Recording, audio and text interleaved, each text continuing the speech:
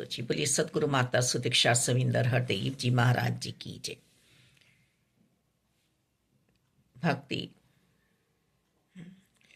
जिज्ञासा उत्पन्न है आत्मा को परमात्मा से मिलाने की, और ऐसा ही जीव आत्म साक्षात्कार के लिए प्रयत्न करता रहता है। तभी हमारे जीवन में संत आते हैं और संत हमें साकार सतगुरु जी के चरणों में ले जाते हैं, सत्संग में ले जाते हैं, जहाँ सत्य का संग हर पल हो रहा है। पल पल परमात्मा हमारे साथ हैं। भगवान स्वयं गीता जी में कह रहे हैं, मुझे जो अनादि अविनाशी अजन्मा मानकर निरंकार के रूप में हर पल भजता है, जो किसी अन्य में अपना विश्वास नहीं रखता है, वही समस्त मोह से समस्त पापों से मुक्त हो सकता है। ऐसा व्यक्ति जो आध्यात्मिकता के सफर में चल रहा है और मुझे पाने की पूर्ण रूप से उसने ठान ली है, वही मुझ तक पहुंचता है। प्रभु परमात्मा स्वयं जब जन्म लेते हैं, शरीर लेकर आते हैं, तो रहते अपनी इस माया में ही हैं, जो उनकी अंतरंग शक्ति है, पर इस माया का उन पे असर नहीं हो पाता है। ऐसे ही ब्रह्मज्ञानी जन होते हैं, इस माया का उन पे असर नहीं होता है।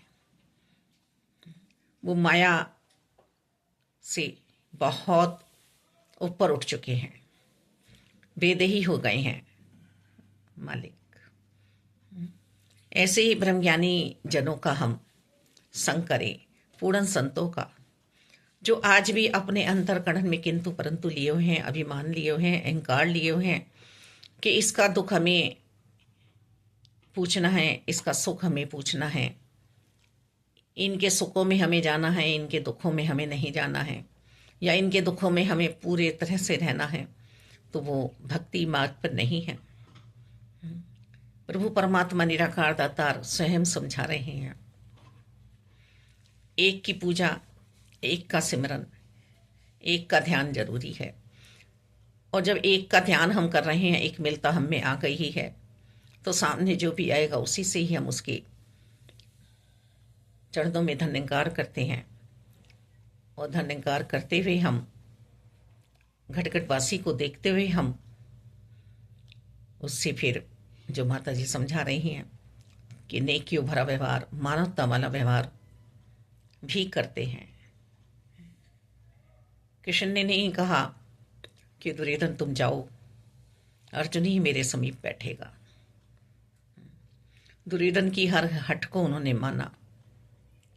नारायणी सेना नहीं चाहिए थी अर्जुन को तो सिर्फ कृष्ण ही चाहिए थे, पूरा विश्वास था। पर अर्जुन प्रभु के सिरहाने बैठा, हट की कि यही चाहिए मुझे, मैं तुझ ग्वाले का क्या करूँगा, मुरली बजाने वाले का क्या करूँगा मैं। प्रभु मुस्कुराते रहे, कोई बात नहीं काटी। जब संदेह वाहक बन के गए, समझाने के लिए शांति दूत बने, तो भी दुर्योधन के समझ में नहीं आई बात।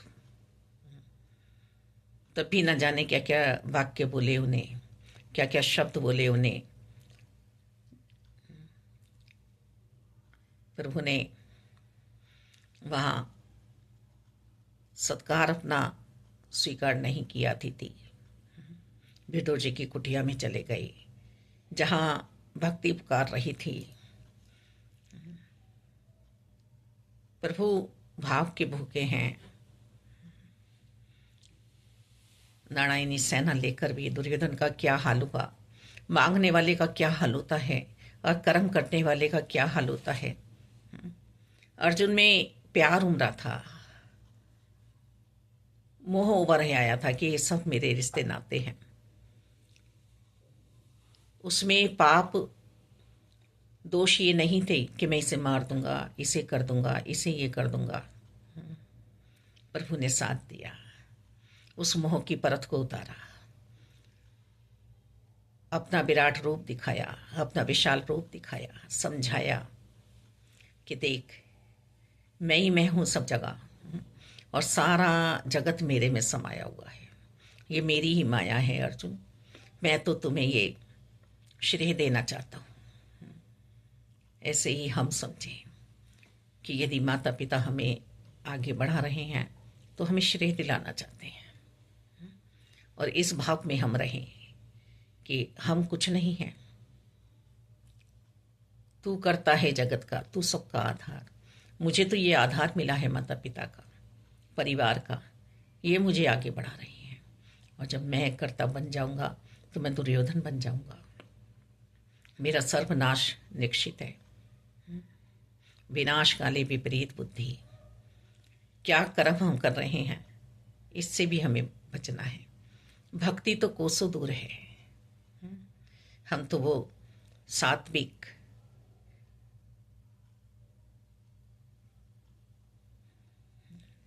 राज करने वाले गुण भी हम पे नहीं हैं, हम तो वो तमोगुण में समा गए हैं। किस पे राज करेंगे? हमें तो अपना कल्याण करना था, हमें तो संसार बनाने वाले पर राज करना था। ब्रह्मज्ञानी आप नारायण, ब्रह्मज्ञानी को पूजे कुल संसार, जैसी जिसकी मनसा होती है। कल भी एक वाणी से रामायण जी का जो शब्द सुना, जो चौपाई सुनी, मन ने समाधि ले ली। जहां बैठ के प्रभु न भूले, उससे उत्तम नहीं स्थान। यह आध्यात्मिकता का सफर है, अंत सांसों तक चलता रहे। इसीलिए हर पल सत्संग मिल रहा है, पूरी व्यवस्था माता जी ने बनाई हुई है। सिमरन हर पल हमारे अंतरकरण में समाया हो, प्रभु की याद रोम रोम में। इनके दर्शन हुए हैं, इनके दीदार हुए हैं गुरु की कृपा से। फूल के मसलने में देरी है, पर प्रभु के प्रकट होने में देरी नहीं है।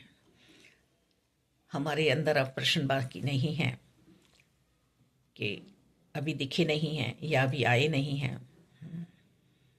हर स्थिति इन्हें पता है, हर घटना इन्हें पता है, हर बात इन्हें पता है। ये अनादि है, अनंत है, ए जन्मा हमारे साथ है। मोह का भी आप नहीं देखना है, अहंकार का भी आप नहीं देखना है मालिक। बस मुझे भक्ति देते रहना। भक्ति जगह की मोहताज नहीं है, भक्ति किसी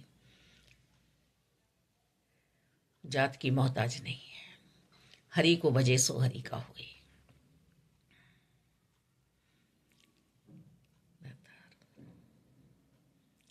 माया की शक्ति ही हमें प्रभु से अलग करती है, पर प्रभु की शक्ति में यदि हम समाहित हो गए, प्रभु की शक्ति में यदि हम डूब गए, जैसे सदगुरु माता सुदीक्षा जी चाह रही हैं, तो 12 न्यारे हो जाएंगे हमारे।